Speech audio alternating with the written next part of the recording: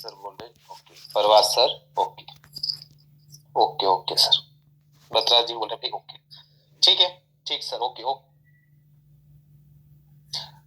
ठीक है। सेकेंडली अपना जो है पेंटोस्कोपिक टिल्ट। पेंटोस्कोपिक टिल्ट कहाँ कहाँ ज्यादा इंपॉर्टेंट है? एक तो आपका रीडिंग एरिया, जैसे प्रोग्रेसिव में सबसे ज्यादा इंपॉर्टेंट रोल जो है उसी का है, पेंटोस्कोपिक टिल्ट का ही है। और पेंटोस्कोपिक टिल्ट आपको किस तरह से लगाना है वो मैंने आपको बताया था। जैसे ये सपोज कोई फ्रेम है, यहाँ पर ये इस तरह की फ्रेम है और यहाँ से जो है टेम्पल साइड जा रही, ठीक है। तो ये वाला जो हिस्सा है, ये वाला जो एंगल बन रहा है, इसी को आप पेंटोस्कोपिक टिल्ट बोलते हैं। तो आपको क्या करना है कि जो इन पीसेस है इसको पकड़ना है, ठीक है। और इसको अंदर की तरफ आप पुश करेंगे इस वाले एरिया को, तो ये ऑटोमेटिक आपका ये एरिया यहाँ पर आ जाएगा, ठीक है। उतनी ही प्रेशर से पुश करिए कि फ्रेम टूट ना जाए, सॉफ्ट हैंड से करिए।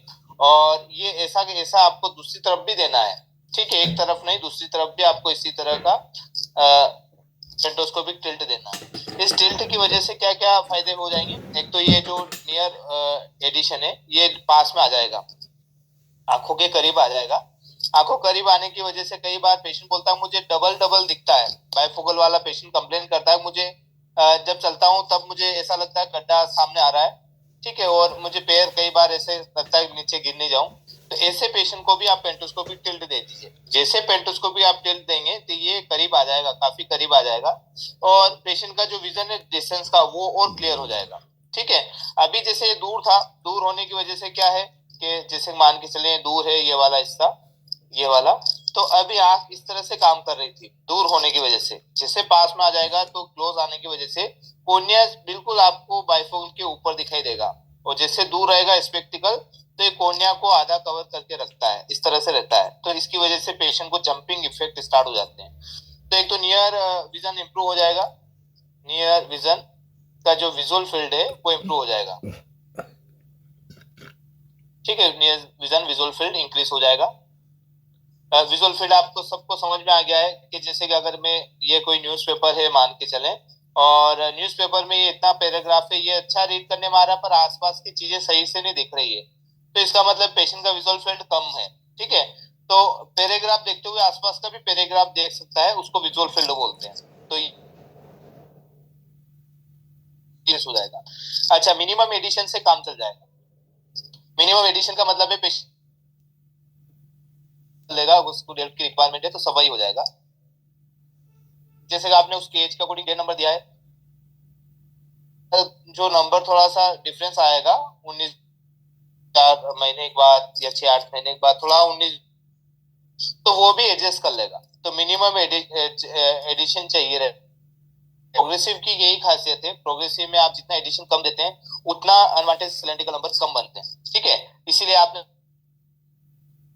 कोई 2.5 नंबर या 2.75 या 3 नंबर। हाँ अभी भी वॉइस ब्रेक आ रही।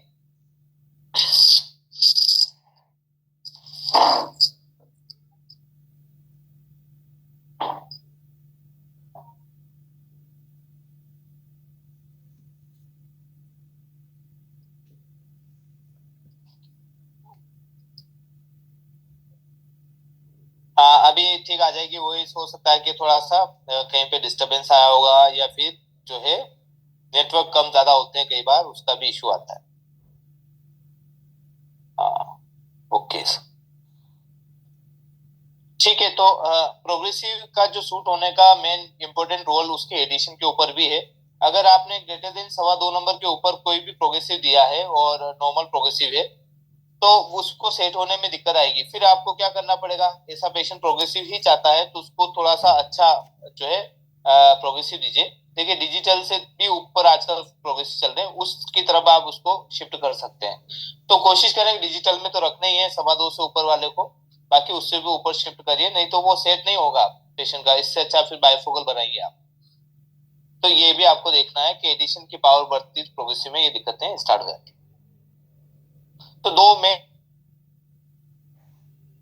बताया कि इस तरह से आपको देखना है। जब आपने किसी का फ्रेम का सिलेक्शन कर लिया है, उसके ऊपर आपने ये जो ऑन ऑफ फेस एडजस्टमेंट कर लिया है, अब हम ऑन फेस एडजस्टमेंट कर रहे हैं। ऑन फेस का मतलब क्या होता है कि आपने जो फ्रेम सिलेक्ट कराई है वो चेहरे के ऊपर भी वैसी अलाइन हो रही है जितना आपने ऑफ फेस किया था, ठीक है। तो हम ओरिजेंटल अलाइनमेंट देखेंगे। वर्टेक्स डिस्टेंस की बात करेंगे, फ्रेम की हाइट की बात करेंगे, सेगमेंट हाइट जो हमने पहले बात कर चुके, एक बार और रीड कर लेंगे, टेम्पल बेंड कितना होना चाहिए, bed contact, skin less clearance, ठीक है। तो ये चीजों के ऊपर हमें फोकस करना रहेगा।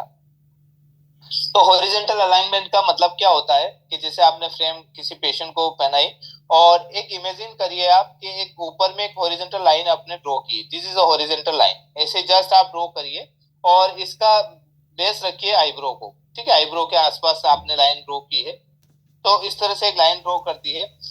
तो ये जो ऊपर के एजेस हैं ये दोनों उस लाइन को टच कर रहे हैं या नहीं कर रहे हैं, एक इमेजिन करिए जस्ट, ठीक है। तो उससे आपको एक आइडिया लग जाएगा कि ये फ्रेम ऊपर की तरफ जा रही है या नीचे की तरफ, डाउन की तरफ जा रही है, तो ये हमें पता चल जाएगा। तो ये जो अलाइनमेंट कब बिगड़ता है, जब आपने कोई टाइट फिट कर दिया है, लेंस को टाइट फिट कर दिया है, एक तो वो हो सकता है। दूसरा, कई बार हमने यहाँ पे तो अच्छी फिटिंग रखी, ठीक है, यहाँ ऊपर में तो सही रखा है, पर यहाँ पर थोड़ा सा ज्यादा थोड़ा गैप आ गया है, उस गैप को पूरा करने के लिए, यहाँ पर पूरा करने के लिए इसको ज्यादा कट नहीं किया आप लोगों ने, जब आपने चश्मा फिट करने के लिए कोई लेंस कट किया है तो यहाँ पर ज्यादा कट गया, ये वाले गैप ज्यादा कट गई, तो हम क्या करते हैं फिर कि भाई अब इस लेंस बिगड़ रहा है, इससे अच्छा तो या तो फ्रेम चेंज करेंगे, नहीं फ्रेम चेंज हो रही है तो ये वाला हिस्सा बड़ा ज्यादा ही रहने देते हैं और टाइट स्क्रू टाइट करते हैं, तो इससे ये फ्रेम जो है घूम जाएगी, वो एक दिक्कत आ सकती है। तो हमेशा ये देखें कि प्रॉपर जो है फिटिंग देखें। जो ब्रिज है, ये ब्रिज के यहाँ से कभी कई बार आपने यहाँ जो है स्क्रूड हो गया है ब्रिज, ठीक है,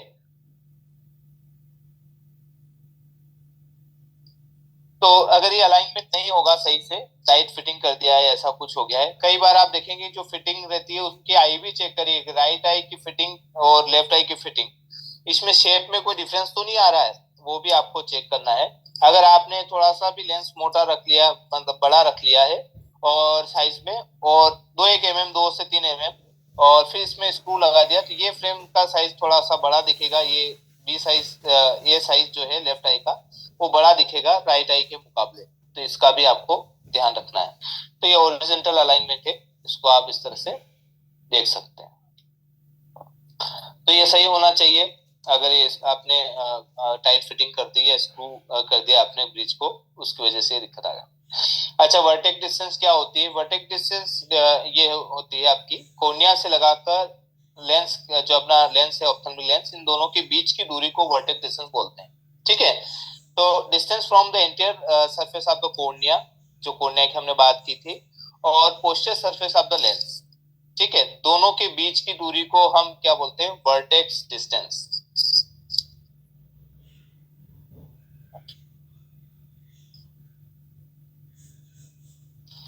और ये नॉर्मली आप देखेंगे वर्टेक्स डिस्टेंस जो रहती है एवरेजन आप 12 से 14 mm तक वर्टेक्स डिस्टेंस रहती है, 12 से 14 mm, ठीक है। अब ये वर्टेक्स डिस्टेंस का बेस्ट एग्जांपल क्या है? कॉन्टेक्ट लेंस, ठीक है। अब कॉन्टेक्ट लेंस में देखिए आप कि जिसको 4 4.5 नंबर हम देते हैं चश्मे के, और वही कॉन्टेक्ट लेंस लगा रहा है तो वो कम हो गया है, माइनस के पावर में कम हो गया है, प्लस के पावर में बढ़ जाएगा, ठीक है। तो ये आप देखिए कि कॉन्टेक्ट लेंस का पावर कम हो गया है क्योंकि वर्टेक्स डिस्टेंस कम हो गई, कॉन्टेक्ट लेंस बिल्कुल कॉर्निया के ऊपर लगता है तो वर्टेक्स डिस्टेंस कम हो जाती है। और ये वाला जो लेंस आप बाहर लगा रखा है आपने, ये लेंस जो है बेसिकली ये ज्यादा रहता है और कॉन्टेक्ट लेंस कम रहता है।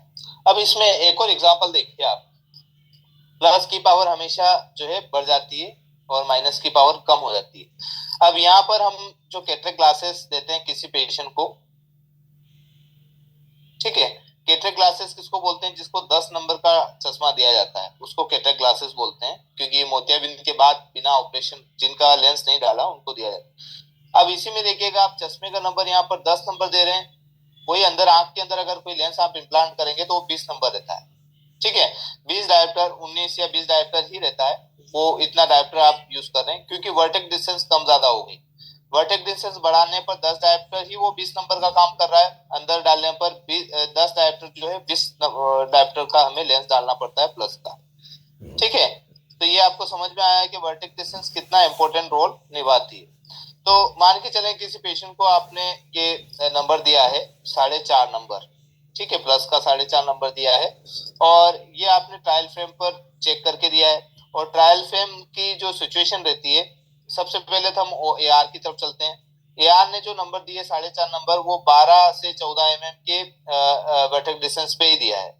ए आर के अंदर आपने देखा होगा कि जो चीन रेस्ट रहता है और फोरहेड जो टच का रहता है, फिर उसके पीछे आप देखेंगे कि ए आर का पूरा सिस्टम रहता है। ठीक है, तो पहले पेशेंट जो है चीन लगाता है, फिर फोरहेड टच करता है, फिर सामने देखता है। ठीक है, तो ये जो दूरी जो ए आर जाके रुक जाता है एक पॉइंट पे जाकर यहाँ पर, तो ये बीच की जो दूरी आती है वो 12 से 14 mm की डिस्टेंस रहती है। तो 12 to 14 mm पर जो है नंबर कैलकुलेट करके देता है यार। अगर आपने चीन ज्यादा दूर रखा, मान के चले यहाँ पर रख दिया है, तो यहाँ पर रखने से क्या होगा कि ये वर्टेक्स डिस्टेंस ज्यादा बढ़ जाएगी, तो फिर ए आर का कैलकुलेशन भी उसी तरह रहेगा।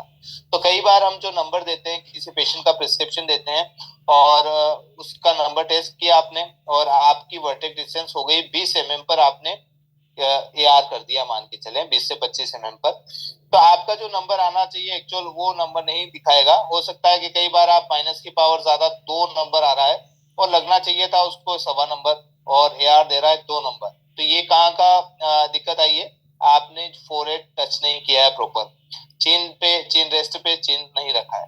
तो कोई भी मशीन आप कितने भी ए आर चेक कर लीजिए, आप टॉपकॉन ले लीजिए, नाइडेक ले लीजिए, ठीक है, अदर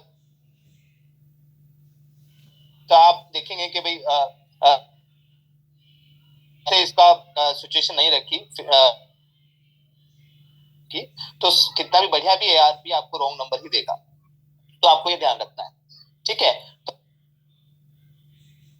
तो होके आपके पास आएंगे, फिर उसके बाद आपने क्या किया, ट्रायल फ्रेम ली, और ट्रायल फ्रेम के अंदर भी लेंस डाले हैं। ठीक है, कौन से लेंस डाले, यही 4.5 नंबर डाले जो कि आपका ए आर ने दिया था। अब ये ट्रायल फ्रेम की जो दूरी है वो भी 12 से 14 mm तक ही होना चाहिए। बिल्कुल आपने यहाँ पर ट्रायल फ्रेम पहना दी तो ये 15 से 18 mm तक का हो गया है। ठीक है, तो ये नंबर 4.5 जो है 5 नंबर की तरह काम करेगा। फिर पेशेंट बोला मुझे धुंधला दिख रहा है, आप सोचेंगे भैया यार ने 4.5 दिया था, पेशेंट 5 भी एक्सेप्ट नहीं कर रहा है, सर ने बोला था एकोमोडेट करता है।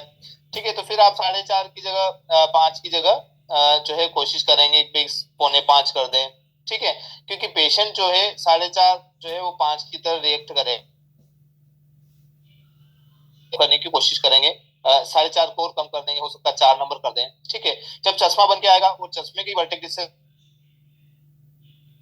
12 से 14 mm पर आपने चश्मा जो है सेट किया था, अब वो चश्मा उस पेशेंट को ब्लर दिख रहा है, धुंधला दिख रहा है। ठीक है, तो आपको ये हमेशा ध्यान रखना है कि वर्टेक्स डिस्टेंस प्रॉपर होना चाहिए। मेन दिक्कत आती है ए आर से स्टार्ट होती है वर्टेक्स डिस्टेंस, फिर उसके बाद आपका ट्रायल फ्रेम पर वर्टेक्स डिस्टेंस दिक्कत आती है, फिर आपने जो फ्रेम सिलेक्ट कराई है उस पर वर्टेक्स डिस्टेंस में इशू आता है।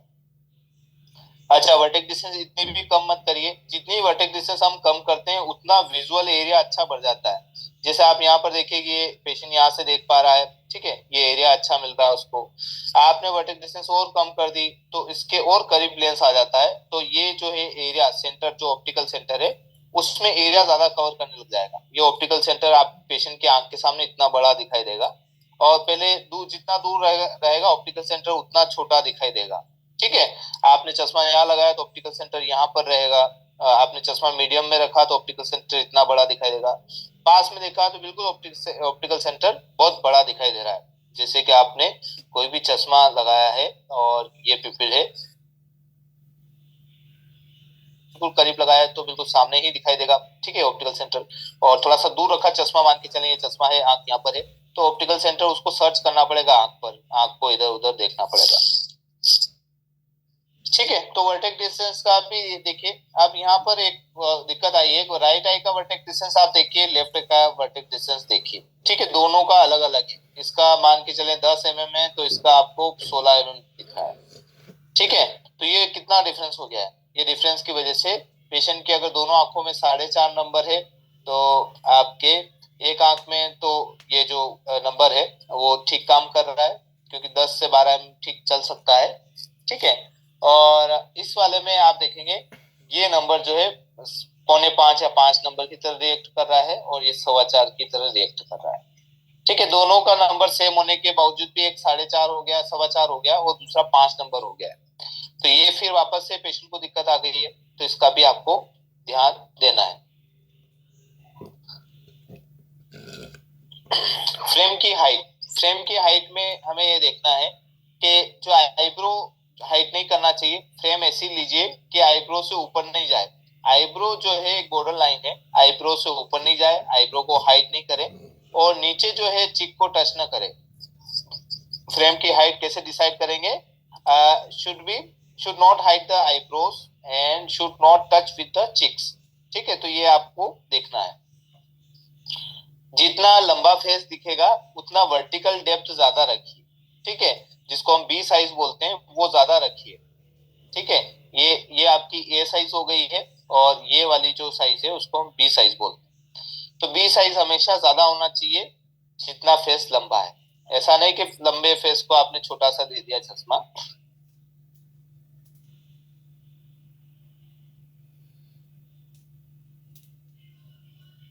हाँ, अब ये अपने सुनेजा जी बोल रहे भाई, यार कस्टमर बोलते हैं भाई चिक पे टच होना ही चाहिए। हाँ देखिए सर, चिक पे टच करेंगे तो उसमें क्या हो जाएगा? हाँ, हाँ अच्छा, एयर कम जाए।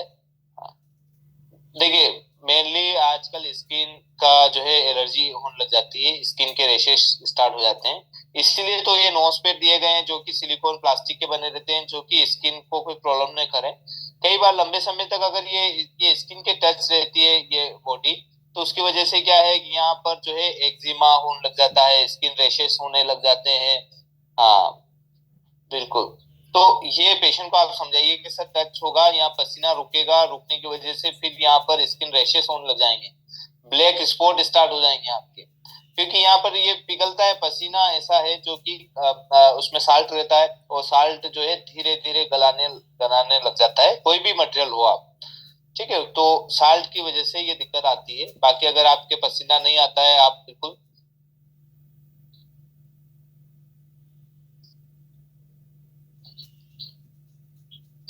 मेरे पास टॉपकॉन का है अमित जी।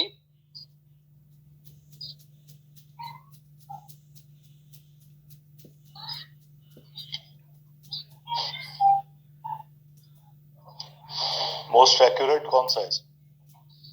देखिए सर, बेसिकली एक्यूरेसी में तो वैसे ये इनके सिस्टम अच्छे रहते हैं, टॉपकॉन है, नाइटेक है, ये दोनों अच्छे हैं सर। और पर आपको सर वो सिस्टम में पेशेंट का हेड और चेन, ये दोनों चीजें एक परफेक्ट होना चाहिए। ब्लिंकिंग रेट के ऊपर भी ध्यान रखना चाहिए।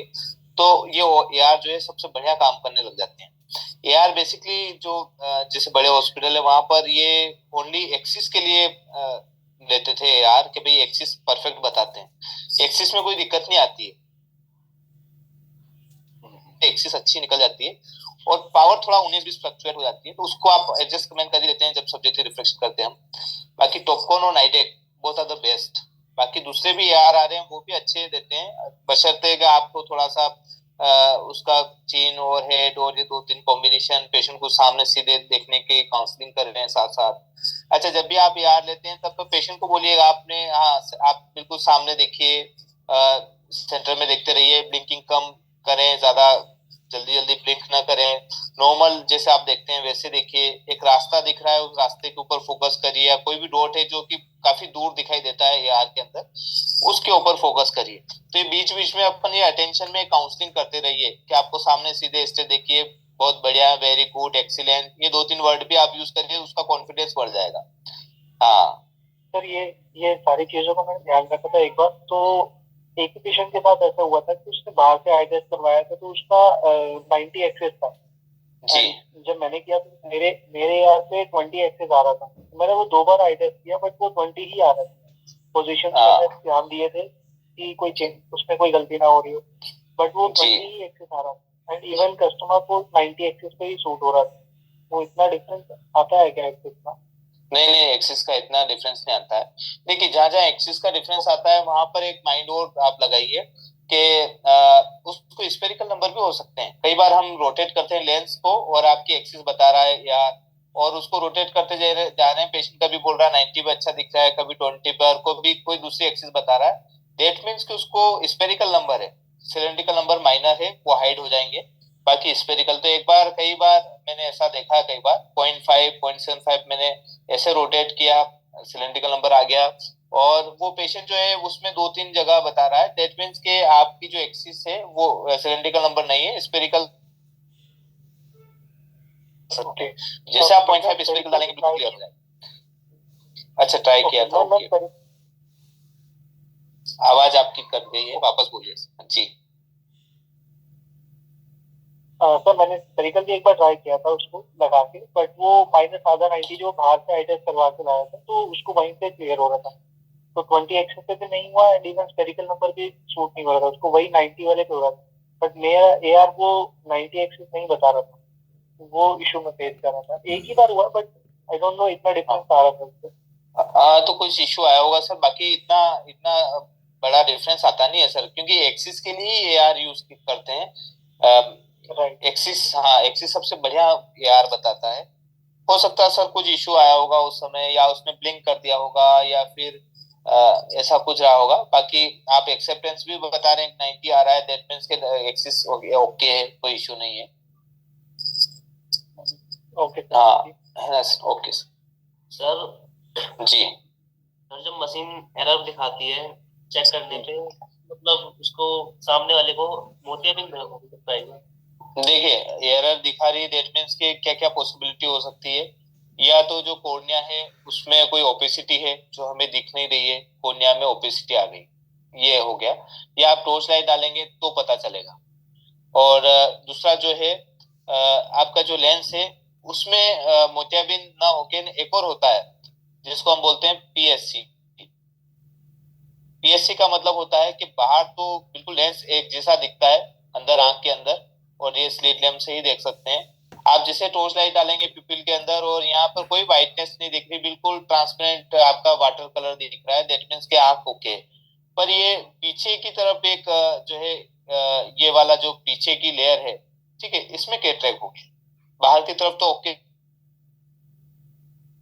इसलिए इसको पोस्टीरियर सब कैप्सुलर कैटरेक्ट बोलते हैं। ठीक है, पोस्टीरियर सब कैप्सुलर कैटरेक्ट, ये पीछे की तरफ है इसलिए इसको पोस्टीरियर बोल रहे हैं हम, और आगे की तरफ को एंटीरियर बोलते हैं। और जो कैटरेक्ट होता है वो पूरे में होता है, ठीक है।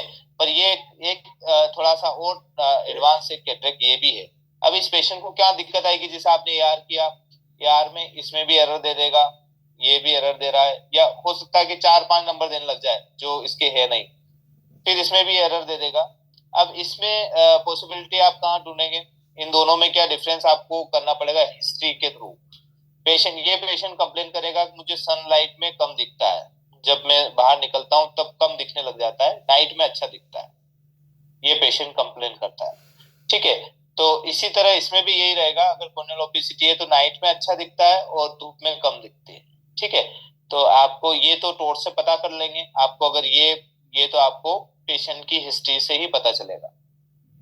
सर कस्टमर कह रहा था कि उसे दूर का दिखता ही नहीं और पास का दिखता है बस, वो भी हल्का। हाँ देखिए, बेसिकली जो मोतियाबिंद की कंडीशन होती है उसमें क्या होता है कि जैसे कोई पेशेंट आपके पास में आया जिसको आपने 2.5 नंबर दिया था कभी भविष्य में, अब पेशेंट 1 साल के बाद आया, वो बोल रहा है कि यार मेरे को तो पास का अच्छा दिखने लग गया, बिना चश्मे के काम करने लगते हैं। तो उस पेशेंट की आंख में जो रहता है, जो लेंस रहता है उसमें एनएस हो गया है, न्यूक्लियर स्क्लेरोसिस, जो कि कैटरेक्ट स्टार्ट होने की कंडीशन है, इसको न्यूक्लियर स्क्लेरोसिस बोलते हैं इसके अंदर। अब इसके अंदर क्या रहता है कि ये वाला हिस्सा जो लेंस का, 2 पार्ट होते हैं लेंस के, एक बाहर का एक अंदर का, सेंटर वाला पार्ट। सेंटर वाला पार्ट जो है माइनस की तरफ चला जाता है और बाहर वाला पार्ट प्लस की तरफ चला जाता है। तो ये माइनस की तरफ ज्यादा बढ़ता जाता है धीरे धीरे, फिर आप 2-3 साल के बाद, 1-1.5 साल के बाद देखेंगे तो ये माइनस और बढ़ जाता है, ठीक है। तो ये पेशेंट नियर का अच्छा दिखने लग जाता है, बाकी दूर का धुंधला स्टार्ट हो जाता है। तो ये कंडीशन है, ये एनएस फर्स्ट हो गया, एनएस सेकेंड हो गया, एनएस थर्ड, ये ग्रेडिंग करते हैं इस तरह से मोतियाबिंद की। तो इसलिए वो पेशेंट को पास का अच्छा दिखता है, दूर का थोड़ा धुंधला लगने लग जाता है। अब इस पेशेंट को आप देखेंगे, ये पेशेंट बोलेगा भाई मुझे दूर से भी अच्छा काम हो रहा है, पास का भी काम हो जाता है। 6/9 और एन8 तक पेशेंट अपने आप को संभाल लेता है, कोई दिक्कत नहीं आती है। और जैसे एनएस सेकेंड हुआ है तो दूर का विजन 6/18 हो जाएगा, नियर का N6 हो जाएगा। और एनएस थर्ड आ गया है तो दूर का विजन 6/60 हो जाएगा, नियर का N6 रहेगा। और लास्ट कंडीशन आ गई है तो पेशेंट को जो है दूर का और पास का दोनों ही दिक्कत आ जाएगी।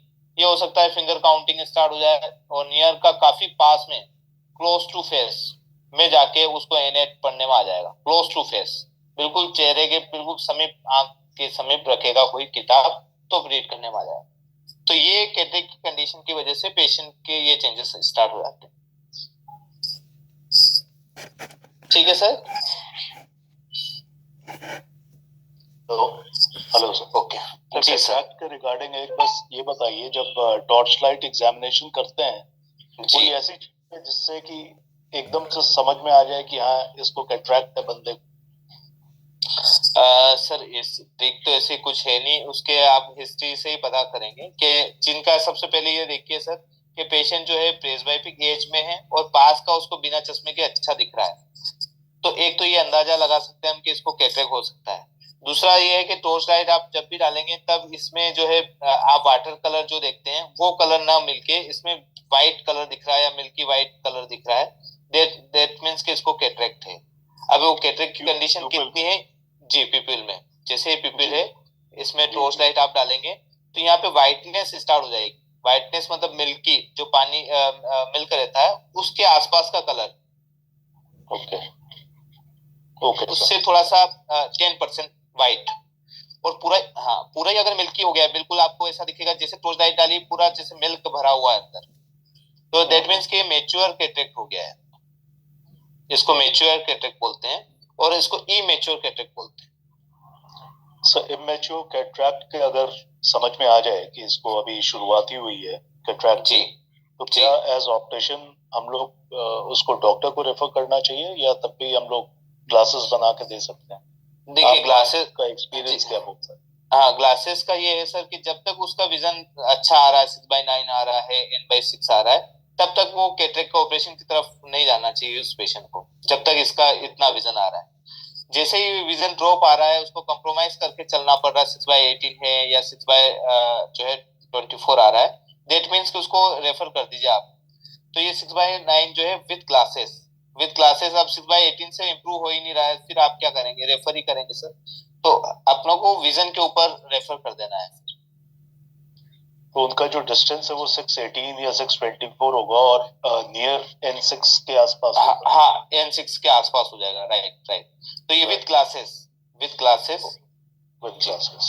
ठीक है सर, राइट। Okay sir. ठीक है। शॉर्टर अगर फेस है किसका, छोटा है चेहरा, तो उसको वर्टिकल डेप्थ आप कम दीजिए तो वो ज्यादा सुटेबल रहेगी उसके लिए, क्योंकि आपने बड़ा दे दिया और बाइफोकल का जो लेंथ है काफी बड़ा हो गया तो उसको बड़ी दिक्कत आएगी। ठीक है, तो ये सिलेक्शन है फ्रेम का, इस तरह से सिलेक्शन करना चाहिए।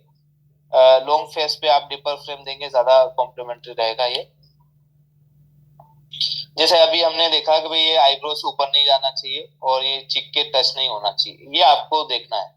ठीक है, जैसे चिक के यहाँ पे टच होगा तो यहाँ पर जो है इरिटेशन स्टार्ट हो जाएगा पेशेंट को थोड़े समय में। अभी ये मान के चले विंटर इस सीजन में तो कोई दिक्कत नहीं है, पर बाकी आगे आने वाले जो समय जब पसीना होगा चेहरे पर, ठीक है, तब ये दिक्कतें स्टार्ट हो जाएगी। तो ये आपको ध्यान रखना है जब भी किसी फ्रेम का सिलेक्शन करते हैं। अब यहाँ पर देखिए ये फ्रेम कितनी सबसे बढ़िया परफेक्ट है। अगर आप यहाँ डॉट लगाते हैं कोई भी, ये डॉट लगा दिया मैंने, और यहाँ से देखेंगे ये 10 से 12 mm तक का डिस्टेंस हो गया है, नीचे 18 से 20 mm तक का डिस्टेंस हो गया है। ये सबसे ज्यादा परफेक्ट फ्रेम है। अब यहाँ पे देखिए देयर इज नो गैप, ठीक है, यहाँ पे कोई भी गैप नहीं है। अगर टेम्पल पे आप देखेंगे बिल्कुल टच होते हुए जा रहे हैं। इस गैप की वजह से क्या होगा कि जैसे आपने सपोज प्रोग्रेसिव दिया तो प्रोग्रेसिव में जो अनवांटेड सिलेंड्रिकल नंबर है ये काफी कम दिखाई देंगे।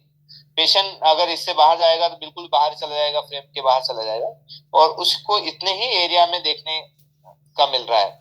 बाकी अगर आपने यही लार्ज फ्रेम दे दी, मान के चलें इतनी बड़ी लार्ज दे दी, तो इसमें अनवांटेड सिलेंड्रिकल नंबर और ऐड हो जाएंगे, तो पेशेंट को बिल्कुल पूरा ही ब्लर दिखाई देगा यहाँ पर, क्योंकि सिलेंड्रिकल नंबर जो है जितना दूर जाएंगे हम अनवांटेड सिलेंड्रिकल नंबर, जितना पेरिफेरी में जाएंगे उतने ग्रेटर होने लग जाएंगे, बढ़ने लग जाएंगे। तो इसका आपको ध्यान देना है कि फ्रेम का जो है इस तरह से सिलेक्शन करना है। सेगमेंट हाइट जैसे हमने यूजुअली बात की थी कि सेगमेंट हाइट जो है हम lower edge of the iris के थ्रू भी दे सकते हैं। ठीक है, आइरिस जहाँ पे खत्म हो रही है नीचे वाली आइरिस, वहां पे भी एक पॉइंट लगा देंगे, पेशेंट को फ्रेम पहनाकर इस तरह से आप डॉट लगा सकते हैं, जिससे आपको बाइफोकल की हाइट पता चल जाएगी कि कितनी हाइट होना चाहिए बाइफोकल का सेगमेंट हाइट। लीड को भी ले सकते हैं, पर इस सभी सिचुएशन में आपको जो पेशेंट का हेड है वो प्राइमरी पोजीशन पे होना चाहिए। ठीक है, आप ऐसा नहीं कि हेड को आपने ऊपर रख दिया फिर उसके बाद टिल्ट दिया, फिर जब आप डॉट लेने गए तब पेशेंट ने ऊपर नीचे हेड कर लिया है, उसका भी आपको ध्यान देना है। तो आप लीड लेंगे तो जिनका रीडिंग का वर्क ज्यादा है उनको लीड पे ले लीजिए, जिनका नॉर्मल वर्क है उनको आइरिस से ले लीजिए। ये दोनों जो है ध्यान रखना है। सर एक बार रिपीट कर दो सेगमेंट हाइट। हाँ, सेगमेंट हाइट बेसिकली क्या करना है आपको सर, कि जैसे कि ये आई है और ये आपका कॉर्निया हो गया है, ये पिपिल हो गई है, ये आइरिस हो गई है। हमें क्या करना है कि आपको जो आइरिस है, जहाँ आइरिस खत्म हो रही है, मान के चलें ये आइरिस यहाँ पर खत्म हो रही है, ये डॉट ले सकते हैं। जो कि रेगुलर कस्टमर आपके पास में आ रहे हैं, जो जिनका पूरा सभी एक तरह से काम लेता है, जिनका डिस्टेंस का भी रहता है, नियर का भी रहता है, सभी तरह के काम करते हैं, ये रेगुलर कस्टमर के लिए। ठीक है, पर अगर पेशेंट जो है आपका रीडिंग का वर्क ज्यादा है उसको, और उसको बाइफोकल ही देना है, तो आपको ये लोअर लीड ले लें। लोअर लीड कैसे रहेगी, ये लोअर लीड है इस तरह की, इसको आप ले सकते हैं, ये लीड है इधर। तो लोअर लीड से क्या होगा कि थोड़ा सा जो है ये सेगमेंट की हाइट और बढ़ जाएगी, और जिससे उसको रीडिंग का एरिया ज्यादा मिल जाए कंपेयर टू आइरिस। तो जिनका रीडिंग वर्क है वहां पर लीड को लेना है आपको, लीड मार्जिन।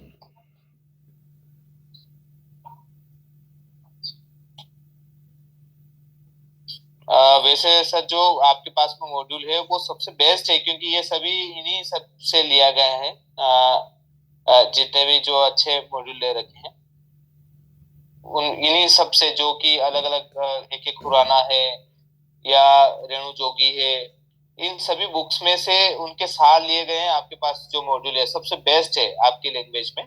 फिर भी आपको अगर खरीदना ही है कि ऑप्टोमेट्री कोई बुक्स लेना है, तो आपको एक एक खुराना ले सकते हैं, एक एक खुराना। ठीक है, ऑप्टिक्स एंड रिफ्रैक्शन की आती है, और ये बेस्ट रह जाएगी।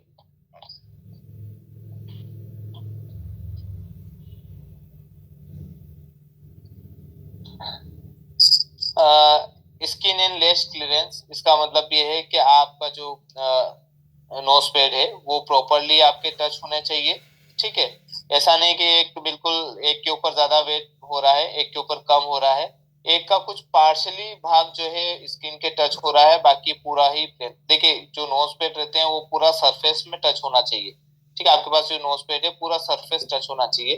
कई बार नोज पैड का जो फ्रंटल एंगल है या स्प्ले एंगल है, ठीक है, ये थोड़े से अगर गड़बड़ हो जाए जिसकी वजह से ये प्रॉपर नहीं हो पाते हैं, तो इसका ध्यान रखना है। साथ में ये देखना है वर्टेक्स डिस्टेंस आपने ज्यादा डीप तो नहीं कर दी, वर्टेक्स डिस्टेंस कम तो नहीं कर दी ज्यादा, तो उसमें क्या होगा कि ये जो है स्किन के यहाँ पे टच होने लग जाएगा, ये भी ध्यान देना है। ठीक है, यहाँ पे स्किन पे टच होगा तो यहाँ पे भी इरिटेशन, जो स्वेट है वो सब यहाँ आके इकट्ठा होगा, और साथ में जो आईलैशेस है ये भी टच करके इस लेंस को खराब कर देंगे।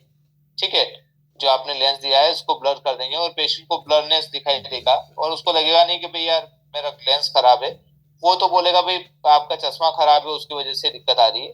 फिर आप इसको थोड़ा सा और आगे की तरफ ये कर देंगे, इसको क्लोज करेंगे, चश्मा थोड़ा बाहर की तरफ आ जाएगा। तो आपको ये ध्यान रखकर जो है डिस्पेंसिंग करना चाहिए, तो इसका आप ध्यान रखें। ये पेड कॉन्टेक्ट आ गया। ठीक है, ये भी आप देख लीजिए, यहाँ पर ये प्रॉपर नहीं है, यहाँ पे प्रॉपर जो है स्किन टच है, इसका भी आप ध्यान रखें। टेम्पल बैंड का मतलब ये होता है कि आपने जो है पेशेंट, देखिए जो बैंड होता है वो सबको एक जैसा नहीं आता है। हो सकता है किसी का जो ईयर है, ईयर और आपके ये जो है आई आई आई बॉल का जो बोन है, यहाँ तक की डिस्टेंस अलग हो, किसी का अलग रहेगा, किसी का, हर पर्सन का अलग अलग हो सकता है, 19-20 चलता है। तो आपको क्या करना है कि जब भी कोई स्पेक्टिकल आप देंगे तब आपको ये देखना है ये बैंड कहाँ से देना है। ठीक है, ये भी यहाँ पर देखिए ये बैंड किस तरह से दिया है। तो आपको ये लेवल देखना है कि यहाँ से जब जब तक ये विजिबल दिख रहा है, आप ये फ्रेम आपने पहना थी, जब तक विजिबल दिख रहा है वहां तक कोई बैंड नहीं देना है। जैसे विजिबिलिटी खत्म हो गई फ्रेम टेम्पल की, वहां से आपको बैंड देना, ये बैंड ऐसे हो जाएगा। ठीक है, तो ये विजिबिलिटी के बाद आपको बैंड देना है। अब यहाँ पर आप देखिए ये बैंड यहीं से दे दिया है, इस वाले में यहीं से दे दिया है, तो आपको यहाँ से देना है, बैंड यहाँ से देंगे हम। ठीक है, अब इसमें बैंड यहाँ से दिया है, काफी पीछे से दे दिया है, हमें यहाँ पर देना है यहाँ से। ठीक है, तो ये ध्यान रखना है आपको कि बैंड जो है टेम्पल बैंड वो इस तरह से दे सकते हैं। अच्छा, इसका भी एक पर्टिकुलर एंगल है ये वाला। ठीक है, ज्यादा 90 डिग्री भी मत कर दीजिए, ये 90 डिग्री कर दिया आपने पूरा पूरा। ठीक है, ये बीच का 90 डिग्री आ गया। ये आप 45 डिग्री तक रखिए, 50 डिग्री तक कर सकते हैं, 60 डिग्री तक कर सकते हैं। बाकी इतना 90 डिग्री काफी ये हो जाएगा, पेशेंट का चश्मा ही यहीं चिपक जाएगा और पेशेंट को पेनफुल जो है स्पेक्टिकल रहेगा। तो इसका भी आपको ध्यान देना है।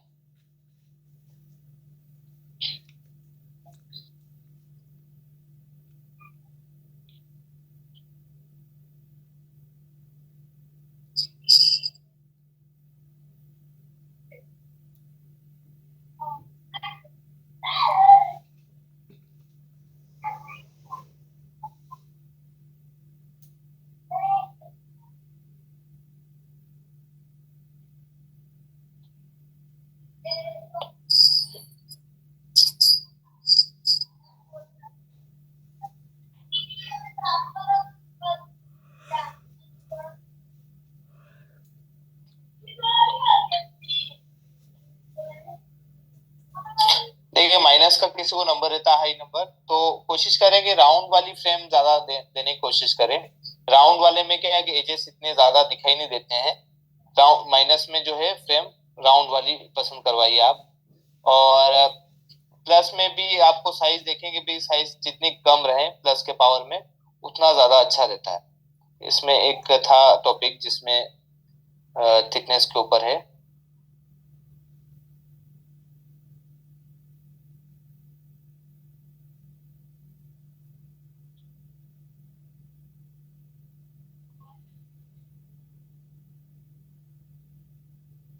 हाँ, यहाँ पर देखिए अगर prescription and frame selection, high myopia, किसी को हाई मायोपिया है तो स्मॉल फ्रेम दीजिए, कोशिश करें राउंड टाइप की कोई फ्रेम रहे तो अच्छा रहेगा। Are the best reduce lens thickness, lens की जो थिकनेस है उसको रिड्यूस करने के लिए स्मॉल और राउंड फ्रेम ये ज्यादा बेटर रहेगी। ये कोशिश करेंगे इस टाइप की फ्रेम दीजिए। और अगर आपने एंगुलर कोई फ्रेम दी है तो उसमें क्या रहेगा, शार्प जो है कॉर्नर्स दिखाई देंगे। ये एंगुलर टाइप की कोई फ्रेम है, इसमें कॉर्नर्स शार्प दिखाई देंगे, यहाँ पे थिकनेस ज्यादा दिखाई देगी, बजाय कि यहाँ पर थिकनेस कम हो गई पर यहाँ पे थिकनेस ज्यादा दिखाई देगी। तो इसका भी आपको ध्यान देना है।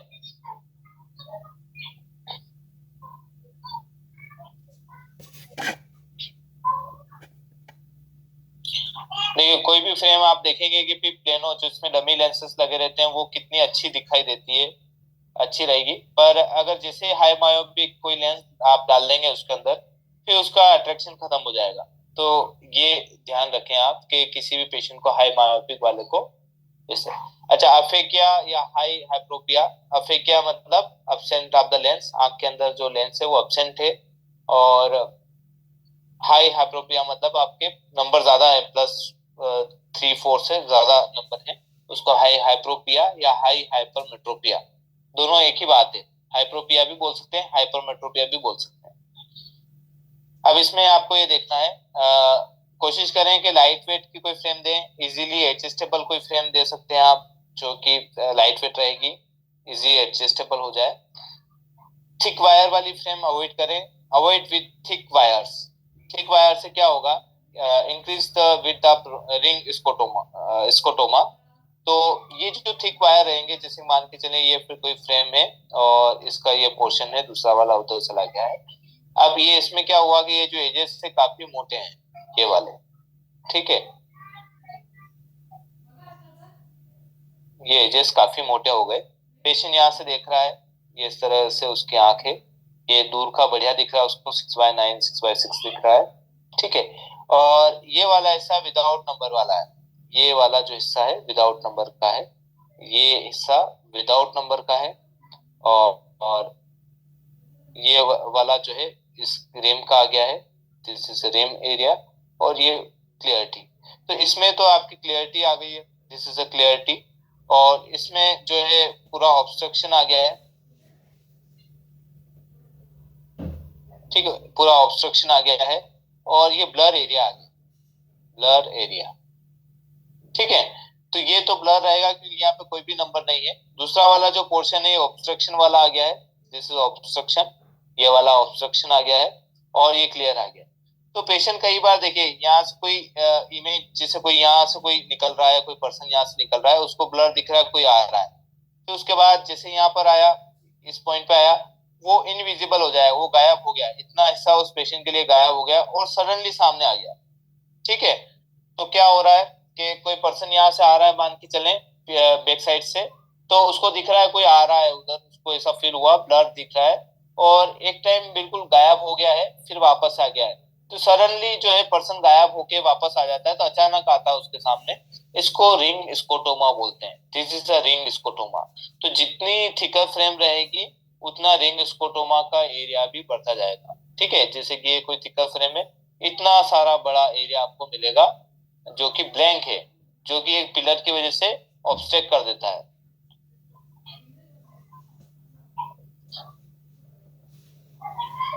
इसीलिए कार के अंदर भी आप देखेंगे ए पिलर और बी पिलर जो रहते हैं वो थोड़े से थिन बनाए जाते हैं।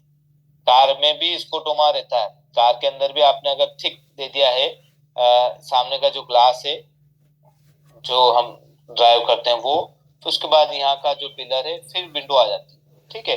तो ये थोड़ा सा पतला ही दिया जाता है ताकि आप एकदम से विंडो और यहाँ पर आराम से देख पाए। इधर भी आप साइड में भी देखेंगे तो पिलर थोड़ा सा नॉर्मल थिन दिया जाता है, फिर विंडो आ जाता है। तो ये आप देख सकते हैं। लेंस जो है वो ऐसा फिट करिए कि जितनी आंख के पास में रहे उतना अच्छा रहता है। चाहे तो इसमें वर्टेक्स डिस्टेंस थोड़ा सा देख लीजिए आप 19-20 करके, उसमें इतना भी ज्यादा फिक्स मत करिए कि आई लैशेस टच होने लग जाए और स्किन के ही चश्मा पूरा फिट हो जाए, इतना मत करिए, वो एडजस्ट कर सकते हैं अपन। तो थोड़ा सा रखिए कि उसमें डिस्टेंस बनी रहे। एडजस्टेबल नोज पैड दीजिए, जिसको जंबो पैड्स बोलते हैं, जो कि बड़े मोटे सिलिकॉन के आते हैं, वो यूज करें।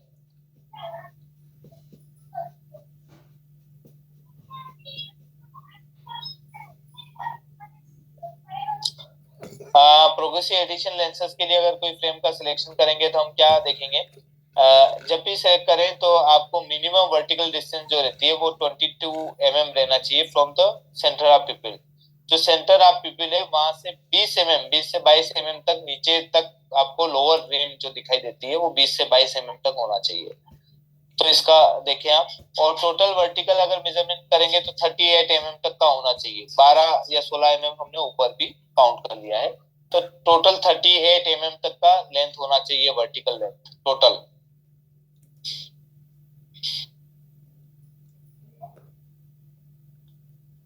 और ऐसी फ्रेम दीजिए कि जो कि वर्टिकल डिस्टेंस उसका कम से कम रहे।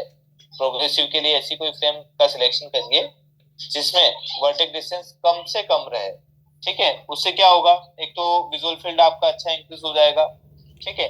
ये फ्रेम का आप देखिए, मैंने अभी जैसे आपको बताया था कि ये फ्रेम क्लोज है, बिल्कुल पास में है, तो ये एरिया अच्छा मिल जाएगा आपको, ये वाला एरिया अच्छा मिल जाएगा। जैसे ये फ्रेम ज्यादा दूर रहेगी तो ये अनवांटेड सिलेंड्रिकल नंबर भी उस कोर्निया के आसपास दिखाई देने लग जाएंगे, ठीक है। तो आपको ये ध्यान देना है। बच्चों में जब भी कोई फ्रेम का हम सिलेक्शन करते हैं तो आपको प्रैक्टिकली आपको देखना है कि प्लास्टिक वाली जो फ्रेम है वो ज्यादा अच्छी रहती है।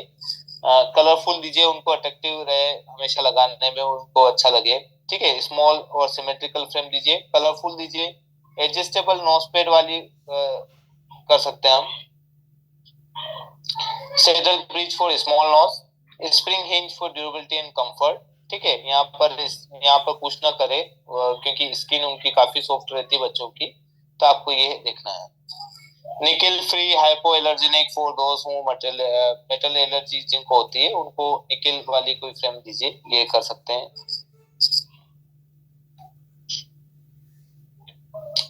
रिमलेस भी फ्रेम चल रही है आजकल, अनब्रेकेबल टाइप के लेंस लगाकर आप दे सकते हैं, जो कि ज्यादा दिखती नहीं है, वो भी आप यूज कर सकते हैं, लाइट वेट रहती है।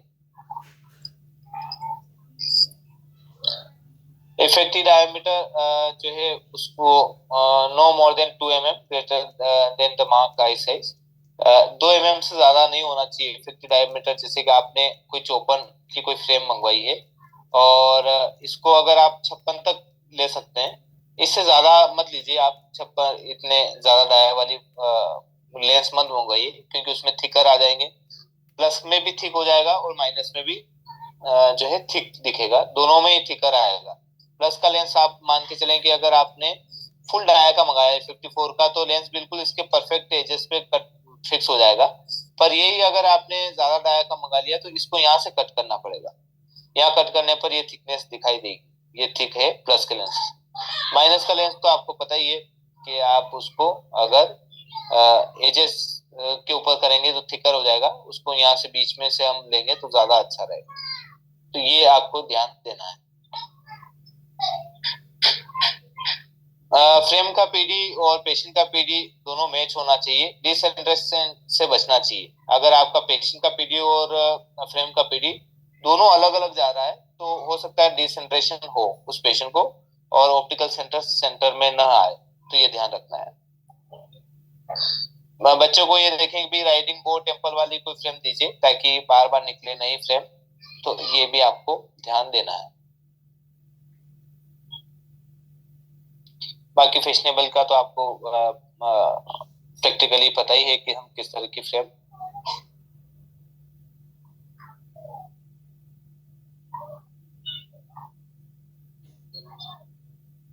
इन्वायरमेंट के हिसाब से फ्रेम का सिलेक्शन कर सकते हैं। जैसे किसी का फील्ड जॉब है तो वो हीट भी रहेगा, वहां पे डस्ट भी रहता है, तो ऐसे मेटल फ्रेम जो है अवॉइड करना चाहिए।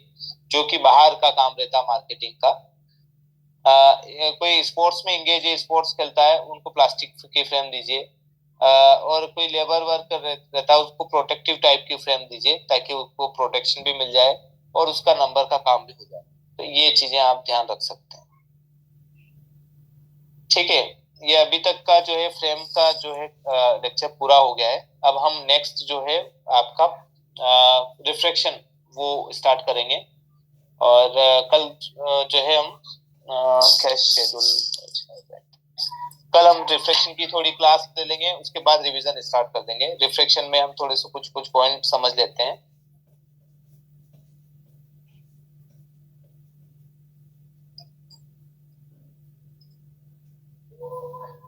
देखिए, जब भी रिफ्रैक्शन आपको करना है तब सबसे बेस्ट जो है आपका विजुअल एकिटी होना चाहिए। पेशेंट का विजुअल एकिटी सबसे इम्पोर्टेंट रोल है।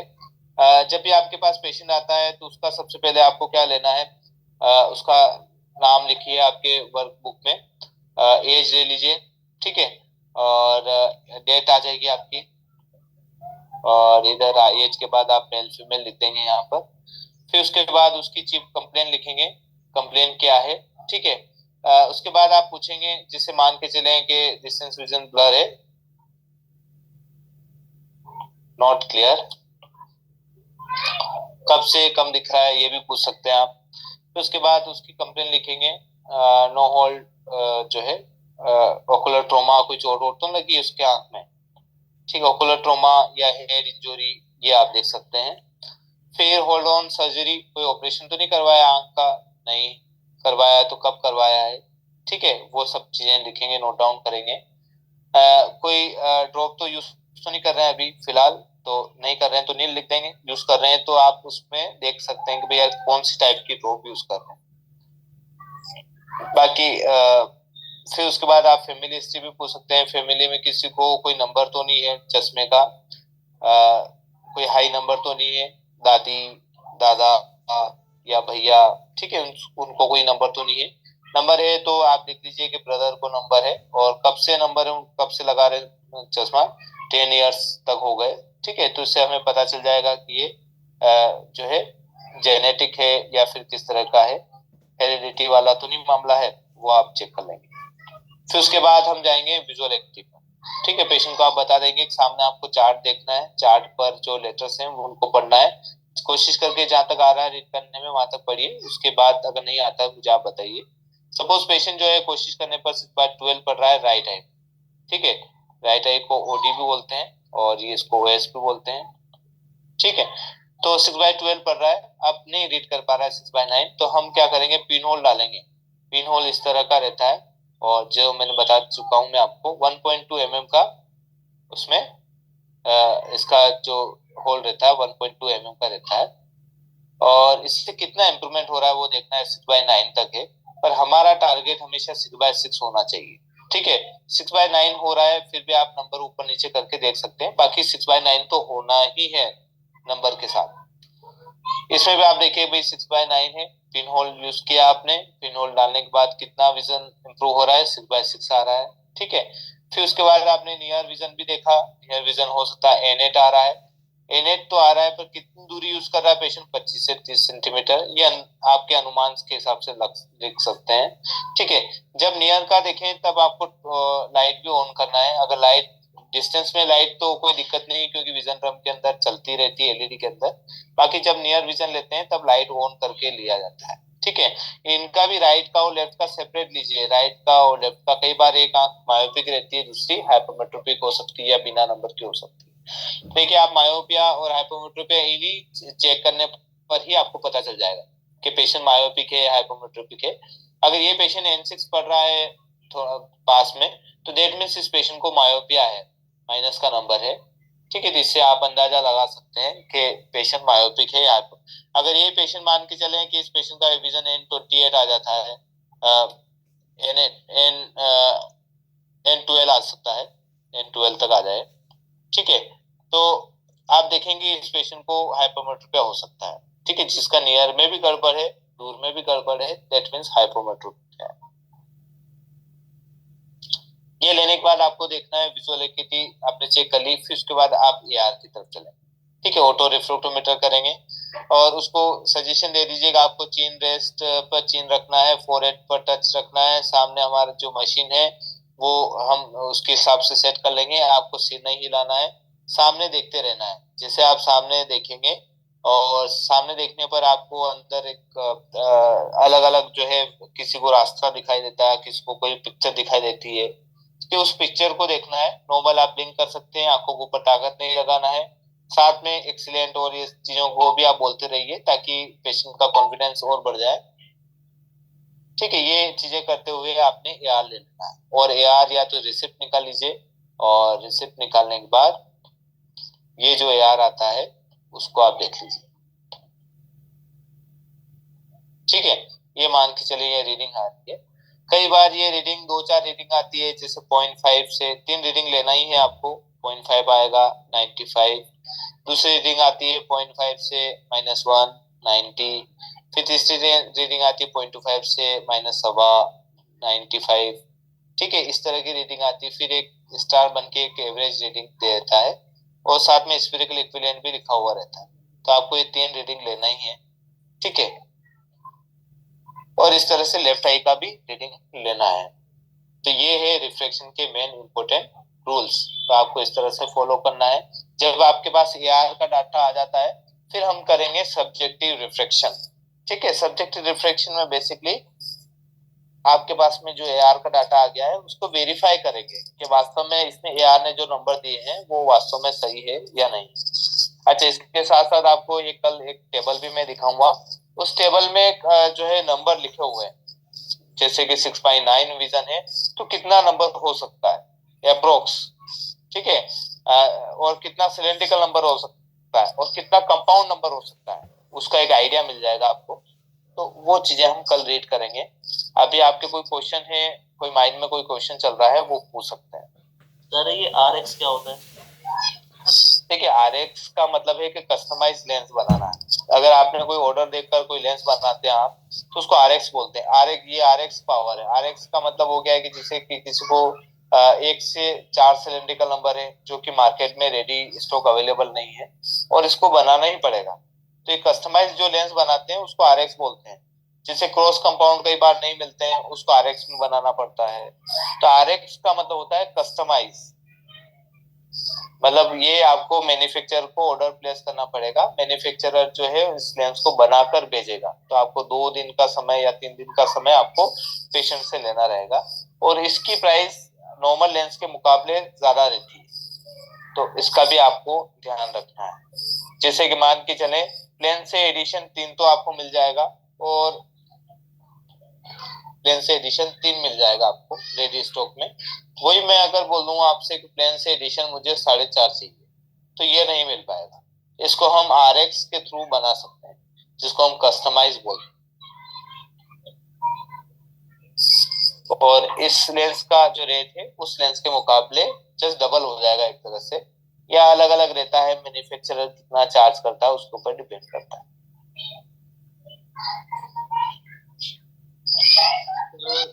ये जो ग्रीन लेंस इनका काम ग्रीन लेंस का इनका यूज आगे चल के रिफ्लेक्शन की क्लास में रीड करेंगे सर। पराज जी का क्वेश्चन आया है भाई, एक्चुअली पिन होल कभी यूज नहीं किया, सपोज 6/18 आ रहा है विदाउट पावर डाले, पिन होल डाल के चेक करना है? हाँ बिल्कुल चेक करना है। फिर सपोज 0.5 पावर दे दिया है, फिर पिन होल यूज करना है जी। देखिए सबसे पहले तो आपका जो है पावर आई है उसको देखेंगे आप, जैसे कि 6/18 आया है विजन, यहाँ पर आप क्या करेंगे, पिन होल डाल देंगे, उससे कितना इंप्रूवमेंट है, इंप्रूवमेंट हो सकता है पेशेंट 6/9 पे, ये आपको टारगेट है आपके पास कि पेशेंट का कुछ भी कर लीजिए आप, इतना विजन तो आना ही है, आपका रिफ्रैक्शन कर लीजिए, एआर कर लीजिए, जो भी करना है इतना विजन तो लेके आना ही है।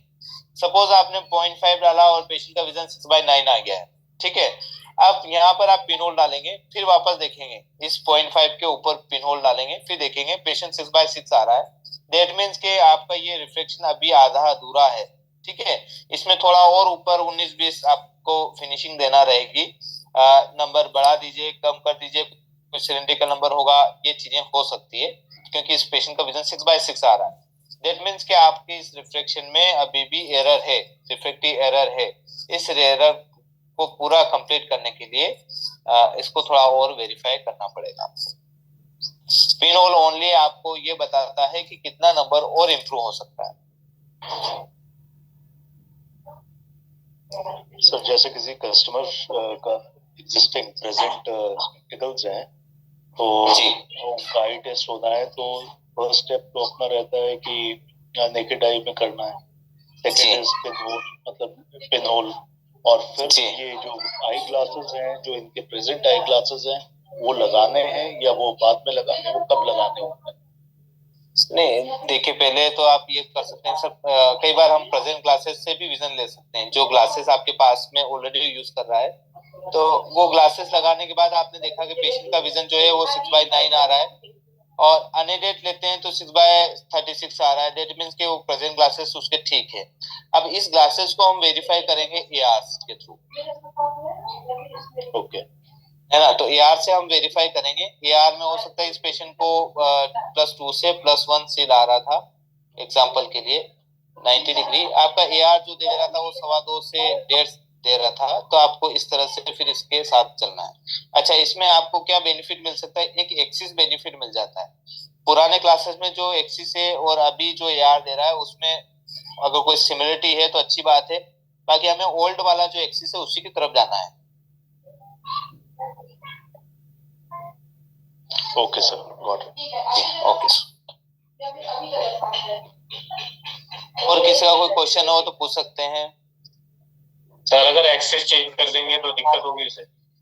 देखिए एक्चुअल में क्या है कि पेशेंट जो आपके पास में आया वो एक 1.5 साल तक वो ओल्ड चश्मा लगा के रखा है, और उसकी एक्सिस आपने 95 लगा रहा है, और आपने अभी दी है कि भाई उसकी एक्सिस 70 आ रही है, तो ये बीच का जो 20 डिग्री का डिफरेंस आ जाएगा, 20-25 डिग्री का डिफरेंस, तो ये पेशेंट का हैबिचुअल हो गया है, उसकी आदत बन गई है, उसका हेड है, उसका शरीर का पोस्चर है, उसने सभी चीजें अपने इस एक्सिस के हिसाब से कर ली है, ठीक है, तो ये हैबिट हो गई, उसके हैबिचुअल हो गया है वो।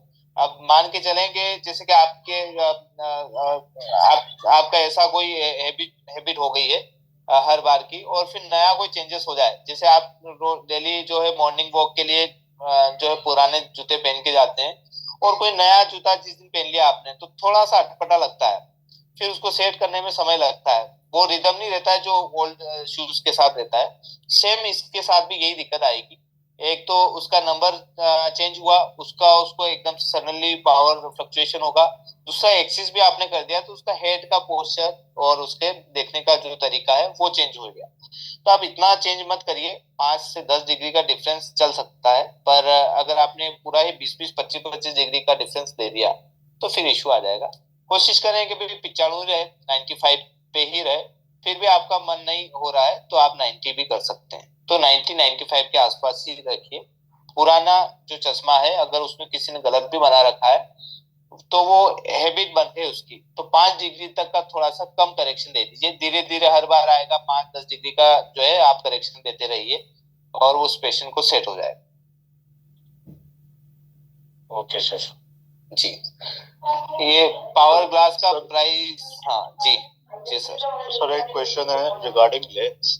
ये जी। कस्टमर्स काफी पूछते हैं जी ब्लू कट में ब्लू कोटिंग आती है, ग्रीन कोटिंग आती है, मेजेंटा एंड बहुत सारी कोटिंग्स आती हैं। जी। तो कस्टमर ये पूछते हैं कि ब्लू बेटर है या ग्रीन बेटर है। तो अभी तक तो जवाब यही था कि भाई ये आपके प्रेफरेंस के ऊपर है, बाकी बेसिक जो है वो ब्लू कट फीचर वो रहेगा सब में। हाँ बेसिकली आप सर है क्या ना, सजेस्ट करते हैं सर? सर एक्चुअल में क्या है, ग्रीन जो है कलर, उसकी वो सभी तरह के जो कलर अलग अलग वेवलेंथ थे सबको एक जैसा ही फोकस करता है। ग्रीन ग्रीन कलर क्या करता है कि जितने भी ये जैसे विबजोर में जितने भी कलर आते हैं और उनमें से अगर कोई रेस इस ग्रीन कलर से निकाली जाए तो सभी अपनी वेवलेंथ पे ही फोकस होती है, इसमें कोई भी डिस्टरबेंस नहीं होता है। और अगर आप ब्लू ब्लू कलर रखेंगे और ब्लू कलर की कोटिंग रखेंगे तो उसमें क्या है, इनकी वेवलेंथ चेंजेस होने लग जाएगी। तो वेवलेंथ चेंज होने की वजह से हो सकता है कि उसको कलर थोड़ा सा डिफरेंट दिखे, किसी चीज का सामने जो कलर दिख रहा है वो उसमें थोड़े से चेंजेस आना स्टार्ट हो जाए। तो ग्रीन कलर ज्यादा बेनिफिशियल है कंपेयर टू ब्लू या अदर कलर, वोलेट है, मजेंटा है या अदर पर्पल कलर है। इन कलर के मुकाबले green are the best coating, तो ग्रीन कलर ज्यादा लीजिए आप, ग्रीन ज्यादा अच्छा है sir. Wonderful answer sir, thanks a lot. ये बहुत दिन से एक क्लैरिफिकेशन मुझे चाहिए था। अब इसमें ये है कि ब्लू कोटिंग ज्यादा महंगी है ग्रीन से। Right right. तो वो हाँ वो भी है, पर ग्रीन ज्यादा बेनिफिशियल रहेगी। ब्लू हो सकता है सर के अट्रैक्शन के हिसाब से ज्यादा यूज करते हैं लोग, इसलिए ज्यादा मांग है। राइट। कंपैरेटिव क्रैचेस भी कम, ग्रीन पे ज्यादा कम आते हैं, ब्लू पे ज्यादा आते हैं। तो सर हाँ, ग्रीन right. कलर भी बढ़ाना पड़ेगा। तो अच्छा है ना सर ये, हाँ पर अपने लिए बेनिफिशियल है सर, मैन्युफैक्चरर आपको कम रेट में दे रहा है तो अच्छा है, आप तो इसका फायदा उठाइए। और एक डस्ट एलर्जी की बहुत कंप्लेन आ रही थी कि ना, कल भी पेशेंट आया था तो डस्ट उसको विजन का कोई इशू नहीं था पर उसको डस्ट से काफी एलर्जी है, तो कौन सा ग्लास प्रेफर करना चाहिए? देखिए डस्ट के लिए तो आपको जो भी अभी कोटिंग आ रही है ना उसमें स्मजस फ्री वाली अगर कोई कोटिंग रहती है वो ज्यादा बेनिफिट रहती है, पर जैसे ब्लू कट है वो जल्दी गंदा हो जाता है, मैंने देखा जल्दी उसमें फिंगरप्रिंट्स आ जाते हैं, डस्ट पकड़ लेता है। तो उस ऐसा कोई पेशेंट है तो उसको फिर ब्रांडेड की तरफ लेके जाइए सर। किसकी स्पेशली अगर कोई चॉइस है तो उसको ब्रांडेड की तरफ लेके जाए तो अच्छा है, जैसे जाइस है, निपोन है, आपका इधर देखिए एसोलॉर है। इनमें भी आपको 1800-2000 रुपए तक के लेंस अच्छे मिल जाएंगे सर, तो फिर उसकी तरफ लेके जाइए। इवन एक नाइट ड्राइव आता है, वो भी एक परफेक्ट ऑप्शन है। अगर पेशेंट चाहता है कि यार मेरे को थोड़ा सा इतना महंगा नहीं चाहिए तो फिर नाइट ड्राइव की तरफ भी शिफ्ट कर सकते हैं आप, वो भी अच्छा है। उसमें जल्दी वाइट ही सही रहेगा या ट्रांजिशन कुछ रहना चाहिए? नहीं उसमें कोटिंग तो रखिए ना सर। वो कोटिंग में क्या रहता है कि उसमें स्मजस फ्री रहती है कोटिंग, इजीली जो है स्मजस नहीं आते हैं, मतलब गंदा नहीं होता है लेंस। तो ऐसे ब्रांडेड लेंसेस में तो क्वालिटी वाइज आते हैं, मतलब इतना जल्दी स्मजस नहीं आएंगे जैसे ब्लू कट में इनमें लोकल में आते हैं, उतने उसमें जल्दी खराब नहीं होता है लेंसेस। तो आप ब्रांडेड में तो कोटिंग वाला भी दे सकते हैं। अच्छा बिना कोटिंग वाले में एक फायदा है कि स्क्रैचेस नहीं आते हैं, फिंगरप्रिंट्स भी कम आते हैं, हार्ड कोट जिसको बोलते हैं, टाइटस या हार्ड कोट अदर कोटिंग, वो तो अच्छी है ही है। पर फीचर वाइज जैसे आजकल डिजिटल यूज होता है, इक्विपमेंट यूज कर रहे हैं हम, तो उसके लिए तो कोटिंग रिक्वायर है सर आजकल की routine life. Thank you. Okay, customer ना, हेलो जी सर। सर, कस्टमर काफी बार कहता है कि सर मुझे एक ऐसा लेंस दो जिससे जो नाइट में ड्राइविंग करते हैं, जो गाड़ियों की हाई बीम रहती है वो फटे ना, क्योंकि पहले मेरे पास ऐसा चश्मा था, ऐसा कहता है। तो ये कौन सा चश्मा दें, क्योंकि नाइट ड्राइव वगैरह वॉयलेट ब्लू कार्ड ये सब दे दिए, तो भी कस्टमर कहता है कि नहीं सर वो वाली क्वालिटी नहीं मिली जो हमने पहले ली थी। तो ऐसा कौन सा लेंस आता है? सर ऐसा तो कोई भी लेंस नहीं है, वो इवन आप खुद भी यूज करेंगे ना कोई लेंस और ड्राइव करेंगे तो आपको भी वो दिक्कतें आएगी, क्योंकि आजकल लाइट ही सर। यही कंपनी है। देखिए कुछ हद तक जो है वो लाइट का रिफ्लेक्शन मिनिमाइज कर देता है, पूरा खत्म नहीं करता है। जब भी आप किसी कस्टमर से भी प्रोमिस करें तो आपको यही बोलना है कि मिनिमाइज हो जाएगा, पूरा डिलीट नहीं होगा, कोई भी रेस डिलीट नहीं होती है, मिनिमाइज कर सकता है लेंस। वो थोड़ा बहुत उसके एंटी ग्लेयर जो होता है, हाँ एंटी ग्लेयर जो है। बेसिकली देखिए लेंस का शुरुआती जो समय रहता है 1-1.5 महीना 2 महीना, जब तक स्क्रैच नहीं आते हैं तब तक लेंस अच्छा काम करता है। जैसे 1-2 महीने हो जाते हैं उसमें स्क्रैचेस आ गए, रफ यूज किया उसने डस्ट पार्टिकल की वजह से, तो फिर वो जो नाइट ड्राइव में कोई भी लेंस काम नहीं करता है। तो उसका एक तो सेफ्टी भी जरूरी है कि आपने यूज किया फिर इसको पानी से क्लीन करना है, जितना स्क्रैचेस कम आएगा उतना अच्छा चलेगा सर लेंस। तो पेशेंट को एक इसकी तरफ भी आपको मूव करना रहेगा। और क्रिजाल जैसे प्रिवेंशा है या अदर जो कोटिंग है वो थोड़े से ज्यादा अच्छा बेनिफिशियल काम करते हैं, वो मैंने भी यूज किए है, तो वो थोड़े नाइट ड्राइव में काम आते हैं। मतलब पूरा खत्म नहीं होता है पर मिनिमाइज हो जाता है, रिफ्लेक्शन थोड़ा सा कम हो जाता है, बीम ऑफ लाइट थोड़ी मिनिमाइज हो जाएगी। मेरा एक्सपीरियंस नाइट ड्राइव बताया था जी ऐश का अच्छा वो भी काफी अच्छा है, आप मैं यूज किया जी। हाँ नाइट ड्राइव तो वास्तव में, पर वो ये स्क्रेचेस की है सर, अगर स्क्रेचेस कोई भी लेंस पे आ गए तो दिक्कतें स्टार्ट हो जाती है। अगर सर इसमें नाइट ड्राइव के लिए अगर पीजी लेंस दे, क्योंकि उसमें हल्का सा कलरिंग रह जाता है, तो उसमें कोई फर्क है क्या नाइट ड्राइव के लिए? नहीं ऐसा कोई दिक्कत नहीं आएगी सर। आजकल तो पीजी बढ़िया लेंस आ रहे हैं जिसमें प्योर व्हाइट हो जाता है, ऐसा कोई डिफरेंस आता नहीं है। पर फिर भी मैंने ये नहीं कहा, मैंने ये कहा कि अगर हम ऐसा लेंस दें कि पीजी वाला जिसमें हल्का सा कलर रह जाता है, तो वो भी तो काम करता है नाइट ड्राइव के लिए, क्योंकि उसमें थोड़ा सा कलरिंग रह जाती है। ओके हाँ थोड़ा सा टिंट रहता है पीजी ग्लासेस। ओके हाँ ये भी अच्छा है सर बेनिफिशियल। अगर पीजी ग्लास देंगे हम नाइट ड्राइव में तो हो सकता है थोड़ा टिंट के होने की वजह से उसको रिफ्लेक्शन इतना ज्यादा नहीं दिखे, ये भी बिल्कुल है।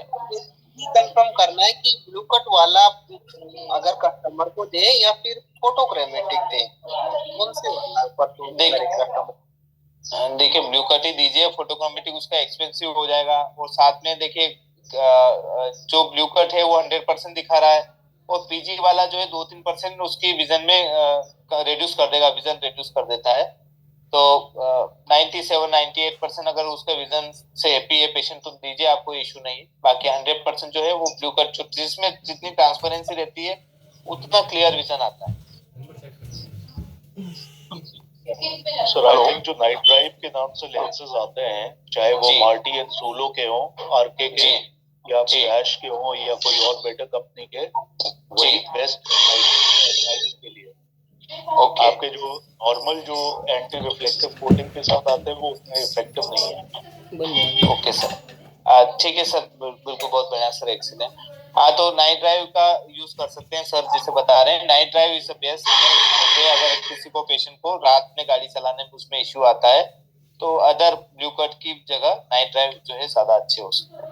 अच्छा सर ये आरके और नाइट ड्राइव जो है सर वो ब्लू कट में ही आते हैं। ओके ब्लू कट में ही आते हैं। तो सर ये कंपनी वाइज अगर देखें अपन तो आरके और एश दोनों एक जैसे ही बनाते हैं या फिर इसमें भी कोई क्वालिटी वाइज अच्छा है? सर मैं यूज कर रहा हूँ आरके का, मार्टी एंड सूलो का, और मैंने कई बनाए हैं ऐश के, तो कस्टमर्स आर वेरी हैप्पी। तो मैं खुद भी अपना यूज कर रहा हूँ, दूसरे से भी सुन रहा हूँ, तो people are very happy. Okay thank you sir. Hello जी सर। हाँ सर, ये कलर्स में जो नाइट विजन के लिए जैसे अंबर कलर होते हैं, येलो होते हैं, या फिर SP2 कलर ज्यादा बेस्ट है? जी नहीं सर नाइट में तो येलो ही ज्यादा येलो टिंट वाला है वो ज्यादा अच्छा है सर, एम्बर और SP2 की बजाय येलो जो है वो ज्यादा है। उसमें क्या रहता है सर कि इनकी सबकी जो वेवलेंथ है लाइट की वो काफी इंक्रीज हो जाती है और क्लियरिटी और बढ़ जाती है। तो येलो बेस्ट है सर। SP2 और ये डे के लिए भी अच्छा हो सकता है, बाकी येलो डे के लिए नहीं हो पाता है। तो किसी पेशेंट को अगर दोनों में यूज करना है बाकी ज्यादा नहीं है तो येलो की जगह आप SP2 भी दे सकते हैं। जी सर। जी sir, thank you. Okay, thank you sir. जी सर। जी सर। सर यूवी प्रोटेक्शन और पोलराइज में फर्क क्या है? सर यूवी प्रोटेक्शन तो सभी लेंस में रहता है। अगर आप नॉर्मल हार्ड कोट भी देंगे ना तो उसमें भी यूवी प्रोटेक्शन मिल जाएगा। यूवी प्रोटेक्शन का मतलब है अल्ट्रावायलेट रेज जो रहती है, सन रेज, उनसे प्रोटेक्शन करना जो आंखों के लिए हार्मफुल रहती है, जो कि हो सकता है कैटरेक्ट के लिए रिस्पॉन्सिबल रहे, या मैक्यूला जो अंदर आंख के अंदर सबसे ज्यादा अच्छा विजन प्रोवाइड करता है उसको डैमेज कर दे। तो यूवी प्रोटेक्शन वो हो गया है। पोलराइज क्या है कि रिफ्लेक्शन जो भी ग्लेयर आते हैं, ग्लेयर का मतलब है चकाचौंध। कोई सरफेस है जैसे कि कोई सन रेज है जो कि पानी की सतह को छूकर फिर टकरा कर निकल रही है, वहां आपको चकाचौंध दिखाई देती है। उस पोलराइज क्या करता है, उस चकाचौंध को कम कर देता है। या कार ड्राइव कर रहे हैं फिर रोड के ऊपर जो चकाचौंध दिख रही है उसको कम कर देता है। तो यूवी प्रोटेक्शन जो है अलग हो गया है, पोलराइज अलग हो गया है। बाकी यूवी प्रोटेक्शन सभी लेंस में होता है, वो पोलराइज में हो या फिर आप नॉर्मल एंटी रिफ्लेक्शन कोटिंग दीजिए या हार्ड कोट दीजिए, इसकी क्वालिटी अलग अलग हो सकती है। ठीक है। और जो टिंटेड ग्लासेस लेते हैं उसमें यूवी प्रोटेक्शन ज्यादा अच्छा मिलता है बजाय कि नॉर्मल वाइट ट्रांसपेरेंट। तो यूवी प्रोटेक्शन तो सब में ही रहता है, बस जैसे पॉलीकार्बोनेट लेंस है उसमें यूवी प्रोटेक्शन आपको 100% मिलेगा, 100%। बाकी दूसरे जो ग्लासेस हैं जैसे कि मान के चले आपने हार्ड कोट लिया है, इसमें आपको 47% मिलेगा। फिर उसके बाद आपने देखा कि भाई यार ये दूसरे जो लेंस है ब्लू कट ये है, इनमें आपको 70-80% आपको यूवी प्रोटेक्शन मिल जाएगा। जैसे आपने कलर्ड लेंसेस ले लिए या पोलराइज ले लिए तो इनमें यूवी प्रोटेक्शन और बढ़ जाएगा। जी सर, जी सर, जी सर। जी हेलो जी सर।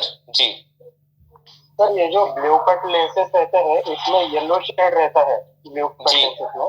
जी तो बहुत सारे पेशेंट बोलते हैं कि ये इसमें जब मैं पहनता हूँ तो जैसे व्हाइटनेस जो ब्राइटनेस है वो इसमें कम हो जाता है जी नॉर्मल इससे। अगर नॉर्मल आई से देखोगे तो वो अलग दिखता है और लेंस ग्लास लगाने के बाद अलग दिखता है। तो ऐसा फिर ये बेटर रहता है कि कैसे? नहीं तो बेटर सब मेरे हिसाब से तो जो येलो कोटिंग वाले में ब्राइटनेस बढ़ जाती है रात में। हाँ, येलो में वैसे बिल्कुल सर आप सही में तो ठीक है लेकिन पर डे तो उसका है ना। जी देखिए, ये जो ब्लू कट लेंसेज जो स्टार्ट हुए थे ये जो अब कंप्यूटर मोबाइल यूज करते हैं उनके लिए ही बने थे, जैसे आप है ना आई सेफ्टी के हिसाब से। बाकी अगर पेशेंट बाहर देखता है और येलो उसको टिन दिखता है तो उसको ये बोलिए कि सर ये सेफ्टी के हिसाब से है और इससे आपकी आंखों का कोई नुकसान नहीं होगा और इसका फायदा ही है। तो आप येलो टिंट अगर आपको दिख रहा है तो इसको या तो एक्सेप्ट कर लीजिए या फिर इसको अवॉइड करने की कोशिश करें, बाकी आपके विजन में कोई दिक्कत नहीं आएगी।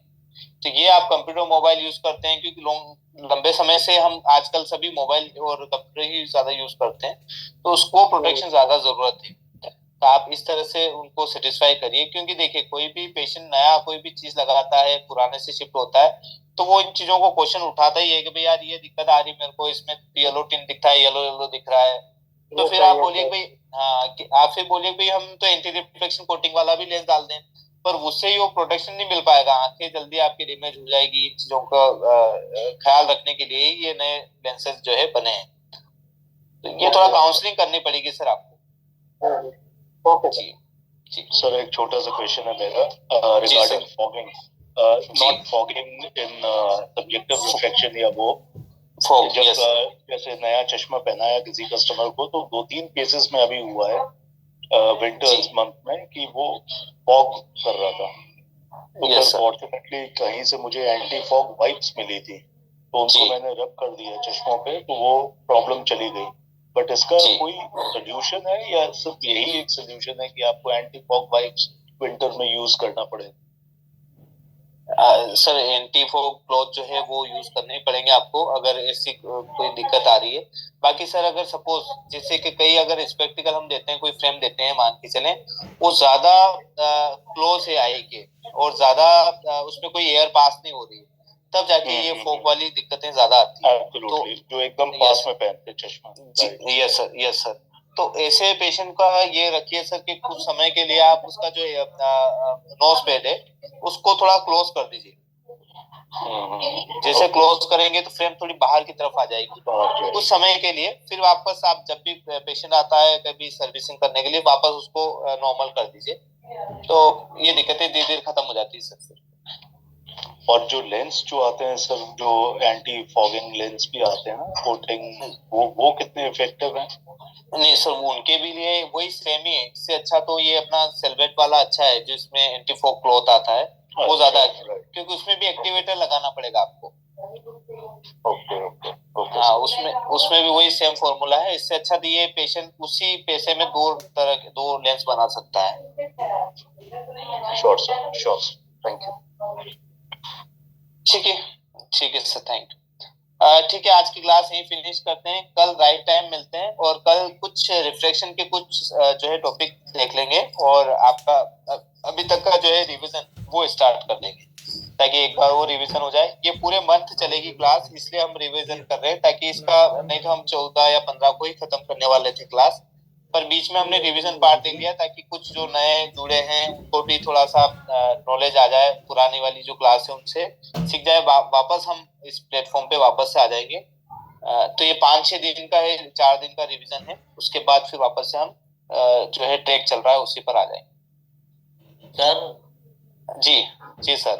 हाँ सर, ये बोल रहा था कि अगर समझे कस्टमर का जूना चश्मा है, उसका एक्सिस 70 है, अभी जो अपना एयर रिफ्रैक्टोमीटर जो बता रहा है वो 150 बता रहे, मान लीजिए, तो वो कौन सा नया वाला एक्सिस डालना है या फिर पुराना ही डालना है ना, जो है 70? नहीं सर, 70 से काफी चेंजेस हो गया, 150 है तो 150 की तरफ ही जाएंगे सर। 70 तो काफी चेंज हो गया है। हम आप 150 डिग्री की तरफ जाएंगे तो एक्सेप्टेंस करवाएंगे पेशेंट से कि भाई यार पेशेंट को ये लगाकर रोटेट करेंगे 10 डिग्री ऊपर और 10 डिग्री डाउन की तरफ, और पेशेंट से पूछेंगे कि कौन सा ज्यादा बेटर दिख रहा है। और जैसे पेशेंट 6/9 वाली लाइन पढ़ रहा था तो हम 6/12 वाली लाइन पर ये एक्सिस वेरीफाई करेंगे। जी जी जी। नहीं, जैसे अभी आप बोले थे ना कि जो ओल्ड वाला एक्सिस रहेगा वही रखना है। हाँ, ओल्ड वाला ये पर 70 और 150 में 80 डिग्री का डिफरेंस आ गया है। अच्छा, उतना नहीं रखना है, 10 डिग्री आगे पीछे करना। हाँ 10 डिग्री। अब वो 70 डिग्री से हैप्पी थोड़ी होगा पेशेंट आपका पुराने वाले चश्मे से। जी जी। हाँ, तो हमें बस ये ऐसा नहीं हो सकता जो 150 अगर मान लीजिए एआर बता रहे तो वो 150 की जगह 140 या 130 भी हो सकता है। हाँ, वो तो हम चेक करेंगे ना सर। 10 डिग्री ऊपर की तरफ चलेंगे और 10 डिग्री नीचे, मतलब 160 भी देखेंगे और 140 भी देखेंगे जिसमें पेशेंट कंफर्टेबल रहे। अच्छा, वो जो एआर बता रहे उसमें 10 डिग्री ऊपर नीचे करना है, ओल्ड वाले में 10 डिग्री ऊपर नीचे नहीं करना है। नहीं, ओल्ड वाला तो एक्चुअल में उसकी क्या है, काफी चेंजेस हो गए नंबर में, कैटरेक्ट की वजह से या किसी वजह से, इसलिए इतना एक्सिस का डिफरेंस आया।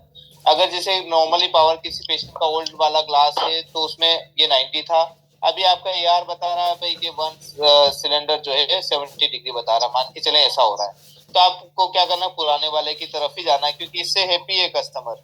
पर अगर जैसे कि मान के चलें कि 70 है और 150 आ गया है तो ये काफी बड़ा चेंजेस हो गया सर। तो इसमें तो हमें नया ही नंबर देना है सर जो आपके पास में, वो पुराने वाले को भूल जाना है। हेलो जी सर, थैंक यू। ठीक, thank you sir, thank you. Hello ठीक, हाँ सर बोलिए, आपका क्वेश्चन पूछ। सर वो टाइप किया था क्वेश्चन की सर, जो एबे वैल्यू होती है लेंस में वो मायोपिया लेंस में बेटर रहती है या फिर कॉन्वेक्स लेंस में बेटर होती है प्लस के? नहीं सर, देखिए एबी वैल्यू दोनों की एक जैसी रहती है, ये इंडेक्स के ऊपर डिपेंड करती है। जितना अपन रिफ्रैक्टिव इंडेक्स बढ़ाते हैं एबी वैल्यू आपकी कम होने लग जाती है, और इस एबी वैल्यू कम होने की वजह से क्रोमेटिक एब्रेशन स्टार्ट हो जाते हैं। पेशेंट को कलर्स लेटर्स दिखाई देते हैं, ये फ्रेम्स जो दिख रहे हैं इसके आजू बाजू एजेस जो रहते हैं वो कलर टाइप के दिखने लग जाते हैं। तो एबी वैल्यू जो है आपकी अच्छी होनी चाहिए, स्ट्रॉन्ग होनी चाहिए। बस ये है आपकी, जैसे माइनस का नंबर है, कभी -6 नंबर है, आपने इसको 1.67 इंडेक्स दे दिया तो इसकी एबी वैल्यू जो है घट जाएगी, जिसकी वजह से क्रोमेटिक डेप्रेशन आ जाएगा। ये है फंडा इसका, और बाकी कुछ भी नहीं है। ठीक है सर, ठीक है आज, ठीक है आज ज्वाइन करने के लिए सबको थैंक यू वेरी मच, और कल राइट टाइम पे मिलते हैं। Thank you sir, thank you very much. Thank you sir, good day. Good day sir, thank you thank you sir, thank you sir. Okay sir, goodbye. Goodbye sir, goodbye sir, goodbye. Photo चलेगा।